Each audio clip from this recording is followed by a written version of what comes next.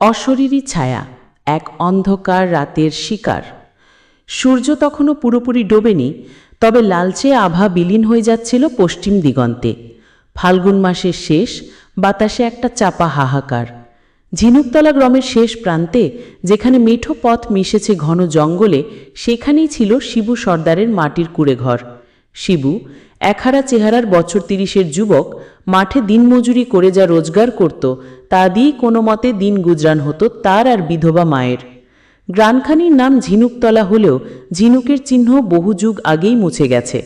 এখন শুধু ধু ধু প্রান্তর আর তার চারপাশে ঘন জঙ্গল। সে রাতেই ঘটেছিল সেই ভয়ঙ্কর ঘটনা যা শুধু শিবু নয়, পুরো গ্রামের মানুষের ঘুম কেড়ে নিয়েছিল মাসের পর মাস। সেদিন দুপুরে শিবু বাজারে গিয়েছিল। ফিরতে ফিরতে সন্ধ্যা গড়িয়ে রাত নামছিল। পথে তার সঙ্গী ছিল নিতাই, গ্রামেরই এক সহপাঠী, যে শহরে কাজ করে ফিরে আসছিল। চাঁদের আবছা আলোয় পথঘাট কিছুটা দেখা গেলেও জঙ্গলের অংশটা ছিল ঘুটঘুটে অন্ধকার। হঠাৎই নিতাইয়ের মোবাইল বেজে উঠল। তার মায়ের শরীর খারাপের খবর। নিতাইয়ের বাড়ি আরও মাইল দুয়েক দূরে। সে দ্রুত পা চালিয়ে এগিয়ে গেল, শিবুকে রেখে একা। শিবু তখনও তার কুঁড়েঘরের দিকে এগোচ্ছিল।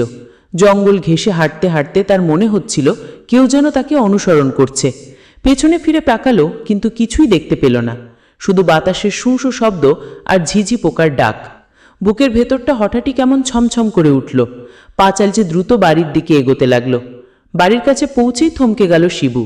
তার উঠোনের বাঁশঝাড়ের দিকে তাকিয়ে দেখল একটা কালো ছায়ামূর্তি দাঁড়িয়ে আছে। প্রথমে ভেবেছিল মা বোধহয় বাইরে বেরিয়েছেন, কিন্তু ছায়াটা নড়াচড়া করছে না, কেমন স্থির হয়ে দাঁড়িয়ে আছে। শিবু ভয়ে ভয়ে ডাকল, মা, মা নাকি? কোনো সাড়া নেই। বুক ঢিপ ঢিপ করতে লাগলো তার। পা টিপে টিপে আরও কাছে গেল। বাঁশঝাড়ের অন্ধকার আর কালো ছায়া মিশে একাকার। যত কাছে যাচ্ছে তত যেন ছায়াটা আরও স্পষ্ট হচ্ছে, কিন্তু স্পষ্ট হলেও তার কোনো রূপ নেই।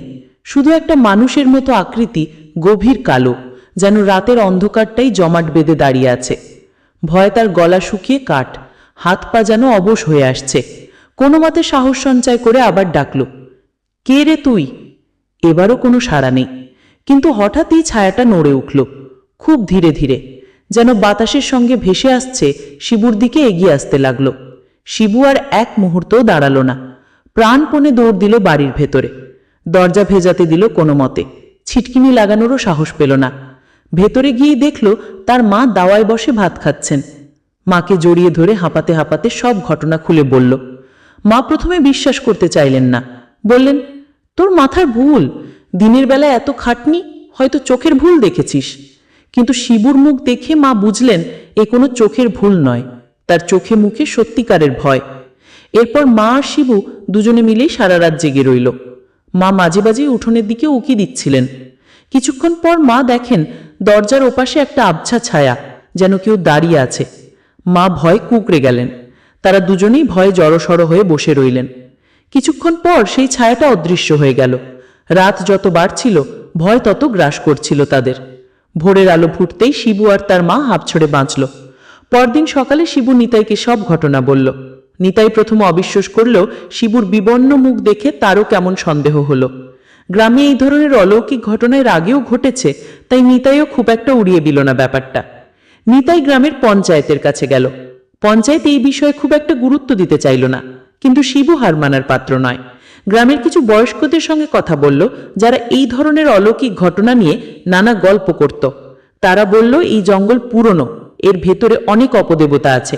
শিবুকে তারা সতর্ক করল যেন সে একা জঙ্গলের দিকে না যায়। পরের কয়েকদিন সবকিছু শান্ত ছিল। শিবু কাজকর্মে মন দিল, কিন্তু তার ভেতরে একটা চাপা আতঙ্ক সবসময় কাজ করছিল। রাতে ঘুমোলেই মনে হতো সেই কালো ছায়াটা যেন তার চারপাশে ঘুরছে। ঘুমে তার গা ছমছম করত। একদিন সন্ধে শিবু তার মাকে নিয়ে গ্রামের মন্দিরে গিয়েছিল। ফেরার পথে রাত হয়ে গেল। সেদিন আকাশ ছিল মেঘলা, চাঁদের আলো আবছা। জঙ্গলের পাশ দিয়ে যেতেই শিবু দেখল তার বাঁশঝাড়ের পাশে আবার সেই কালো ছায়াটা দাঁড়িয়ে আছে। এবার সে স্পষ্ট দেখল ছায়াটা তার দিকে হাত বাড়াচ্ছে।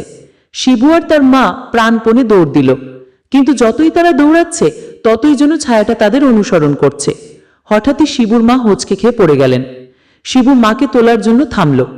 তখনই ছায়াটা তাদের খুব কাছে চলে এলো। শিবু ভয় চিৎকার করে উঠল। মা কোনো মতে উঠে দাঁড়ালেন। তারা আবার দৌড়াতে শুরু করলো। কোনো মতে বাড়িতে পৌঁছে দরজা বন্ধ করে দিল। এবার ছায়াটা দরজায় আঘাত করতে লাগলো। ধূপধাপ আওয়াজ হতে লাগলো, যেন কেউ দরজা ভাঙার চেষ্টা করছে। মা ভয়ে কাঁপতে লাগলেন। শিবু একইভাবে কাঁপছিল।